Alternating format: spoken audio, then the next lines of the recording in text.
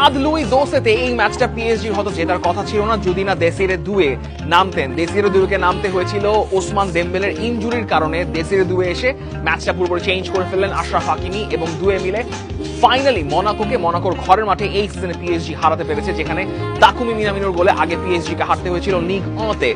এবার তাদের all French derby number 2, কিন্তু তার আগে দেসিরে দুয়ে ইজ আউট ইনজুর্ড। মেটসের সঙ্গে তার কিছু মাস্কুলার ইস্যু দেখা গেল এবং সে কারণে দেসিরে দুয়েকেও পাওয়া যাচ্ছে না, দেমবেলে তো নাই মাঠে, এবং একই সঙ্গে ফাবিয়ান রুইজেরও একটা ইনজুরি সংখ্যা থাকতে পারে, তার হাঁটুতে একটা প্রবলেম দেখা দিয়েছে। লুই এনরিকের জন্য এই ম্যাচটার আগে সবচেয়ে বড় মাথা ব্যথার জায়গা এটাই। কিন্তু মনাকোর সাইডেও ইনজুরি সমস্যা রয়েছে। আগের ম্যাচে গোলোবিন লাল কার্ড দেখলেন, মাগনেস আখলিউসেরও একটা হাঁটুর এবং পাজরের সমস্যা চলছে।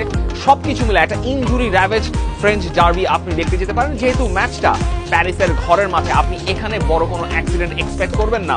বারবার উসমান দেমবেলে এবং লুই এনরিকে একই কথা বলে আসছেন, গত সিজনে যে গত সিজন বলতে এই 2025 সালের শুরু থেকে যে রুথলেস পিএসজি কে দেখা গিয়েছিল, সেই রুথলেস পিএসজি কে এই মুহূর্তে আর দেখা যাচ্ছে না। লস ওদিকে মোটামুটি চোখ রাঙানি দিয়েই রেখেছে লিগ আর শীর্ষস্থানটা নিয়ে।